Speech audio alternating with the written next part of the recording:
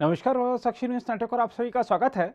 देश को आत्मनिर्भरता की राह पर आगे बढ़ाने वाले, देश को गुलामी की मानसिकता से निजात दिलाने वाले, मुश्किल से भी मुश्किल समय में देश को कुशल नेतृत्व देने वाले, बात महामारी की हो या आतंकवाद की, रणनीति और साहस के साथ उनका खात्मा करने वाले, विस्तारवादी ताकतों की सारी हेगड़ी निकालने वाले, देश को अगले 25 सालों के लिए नव संकल्प दिलाकर सबको साथ लेकर, सबको विश्वास में लेकर आगे बढ़ाने वाले नरेंद्र मोदी के नेतृत्व कौशल की आज पूरी दुनिया कायल है।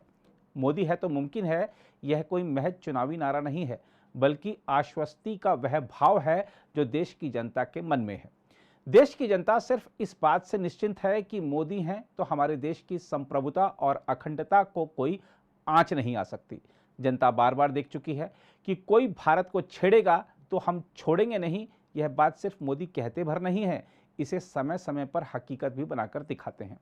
सिर्फ रक्षा क्षेत्र की ही बात कर लें तो मोदी ने हमारी तीनों सेनाओं को आधुनिक हथियारों और सभी प्रकार की सुविधाओं से लैस ही नहीं किया है, बल्कि दुश्मन को मुंहतोड़ जवाब देने के लिए जवानों को पूरी छूट भी दी है।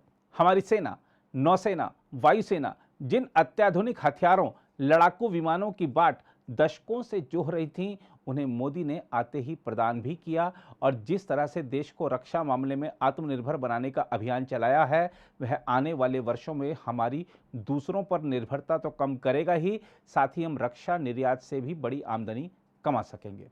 इसके अलावा हमारे अर्धसैनिक बलों की ताकत और सुविधाओं में भी काफ़ी वृद्धि की गई है। गुजरात के वडनगर रेलवे स्टेशन पर चाय बेचने वाले से लेकर वर्ल्ड स्टेज पर दुनिया के सबसे प्रभावशाली नेताओं में शुमार होने तक की प्रधानमंत्री नरेंद्र मोदी की यात्रा बड़ी रोचक और प्रेरणादायक रही है।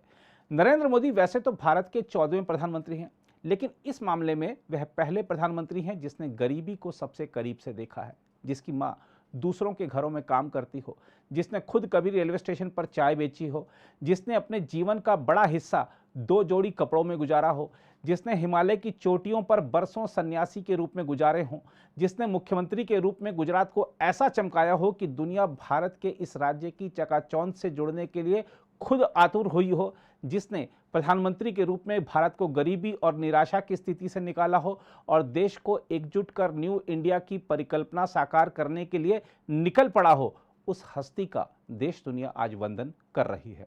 वाकई ऐसे जुझारू, कर्मठ, कर्तव्यनिष्ठ, भारत की संस्कृति के प्रचारक और राष्ट्रभक्त जनसेवक बिरले ही होते हैं।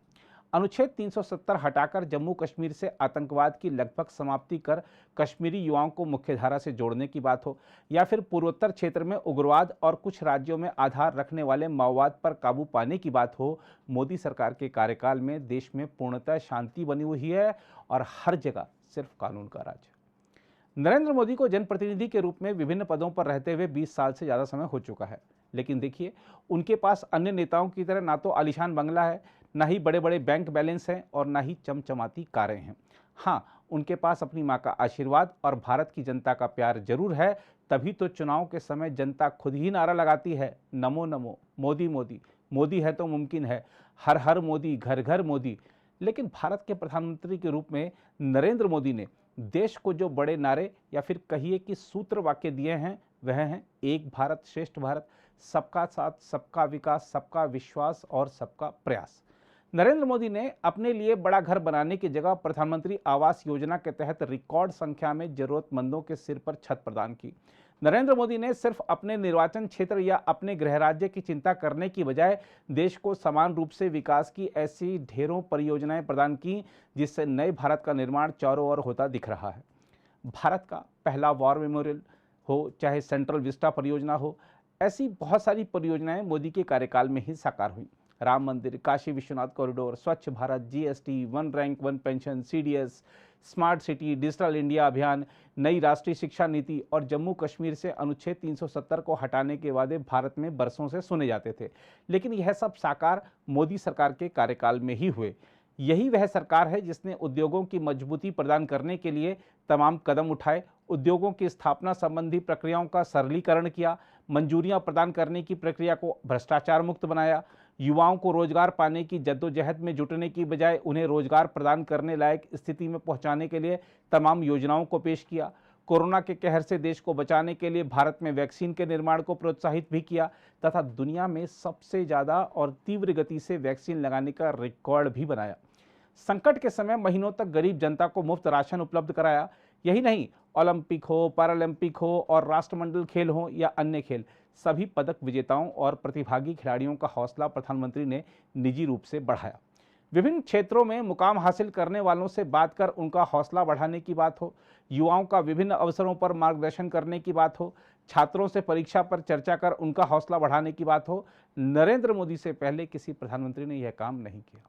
यह सही है कि मोदी की छवि हिंदूवादी नेता की रही है, लेकिन उन्होंने सदैव दूसरे धर्मों को भी समान रूप से सम्मान दिया।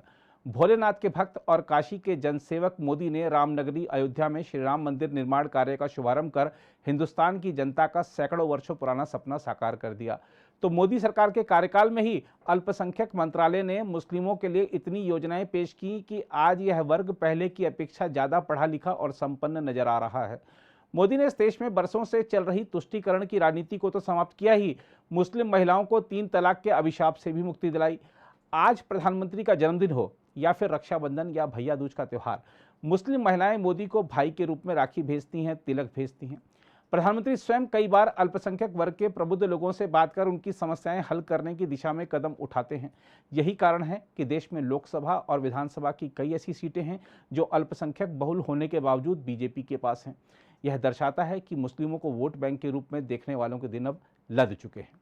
इस देश में दलितों और पिछड़ों को भी सिर्फ वोट बैंक के रूप में देखा जाता था, लेकिन मोदी के प्रधानमंत्री बनने के बाद से उनकी सामाजिक और आर्थिक दशा में बड़े बदलाव आए हैं। सबको याद होगा कि प्रयागराज के कुंभ मेले में स्वच्छता कर्मियों के पैर खुद प्रधानमंत्री ने धोए थे और उन्हें सम्मानित किया था। आज पिछड़े वर्गों को आगे बढ़ाने का काम जितना नरेंद्र मोदी ने किया है, उतना आज़ाद भारत के इतिहास में कभी नहीं हुआ।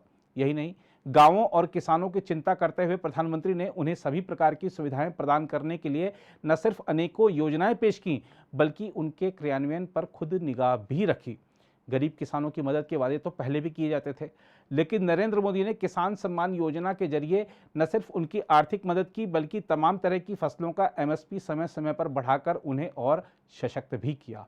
कारीगरों और मजदूरों का काम पहले निर्माण के बाद खत्म समझा जाता था, लेकिन मोदी के कार्यकाल में इन श्रमिकों को सम्मान मिल रहा है। कर्तव्य पथ बनाने वाले श्रमिकों से प्रधानमंत्री ने खुद बात की। यही नहीं, जो मजदूर नई संसद के निर्माण कार्य में लगे हैं, उनके बारे में एक संग्रहालय भी बनाया जाएगा। मोदी भ्रष्टाचार, परिवारवाद जैसी बुराई का कचरा तो साफ कर ही रहे हैं, साथ ही वह स्वच्छ भारत के लिए कितने गंभीर रहते हैं, यह देश कई बार देख चुका है। गंदगी दिखे तो झाड़ू लगा देना, समुद्र तट पर जाएं तो कचरा एकत्र कर उसे डस्टबिन में डालना, और किसी परियोजना के उद्घाटन के समय सिर्फ रिब्बन ही नहीं काटना, बल्कि कचरा दिखे तो उसे भी उठा देना। ऐसा सिर्फ आज तक एक ही प्रधानमंत्री ने करके दिखाया है, और वो है नरेंद्र मोदी। प्रधानमंत्री योग से निरोग रहने का संदेश ही नहीं देते, उसे खुद भी जीवन में अपनाते हैं। सेना के किसी कार्यक्रम में जाते हैं तो अक्सर सैन्य वर्दी को शान से पहनते हैं। मोदी से पहले किसी अन्य प्रधानमंत्री ने जनता से मन की बात अगर की थी तो सिर्फ चुनाव के समय की थी, लेकिन मोदी हर महीने के अंत में रेडियो के माध्यम से अपने मन की बात रखते हैं। यही कारण है कि मोदी के मन से वाकिफ जनता उनके एक आह्वान पर उठ खड़ी होती है। मोदी ने कोरोना काल में जो जो आह्वान किए, देश की जनता उनसे जुड़ी। हाल ही में आज़ादी की 75वीं वर्षगांठ पर मोदी ने हर घर तिरंगा अभियान का आह्वान किया, तो देश के प्रत्येक नागरिक ने मिलकर उसे सफल बनाया। मोदी वैसे तो भारत के प्रधानमंत्री हैं, लेकिन वह अपने काम से वैश्विक नेता की छवि रखते हैं। अमेरिकी रेटिंग एजेंसियों के अनुसार मोदी की ग्लोबल अप्रूवल रेटिंग 75% है और उनके आसपास दुनिया का कोई नेता नहीं है। मोदी ने भारतीय विदेश नीति को जिस तरह आगे बढ़ाया है, उससे पूरी दुनिया आश्चर्यचकित है। भारत में विपक्ष भले राजनीतिक मजबूरी के चलते मोदी की विदेश नीति की सराहना नहीं करे, लेकिन दुनिया मोदी की नीतियों को सराह रही है।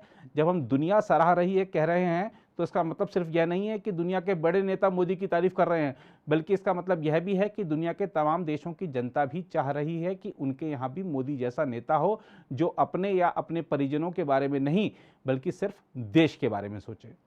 तमाम तरह की चुनौतियों पर गौर करें तो आज पूरे विश्व भर का जो माहौल है, उसमें भारी बहुमत की ताकत रखने वाला नेता ही देश के हितों से जुड़े मुद्दों को वैश्विक मंचों पर पूरी ताकत के साथ उठा सकता है।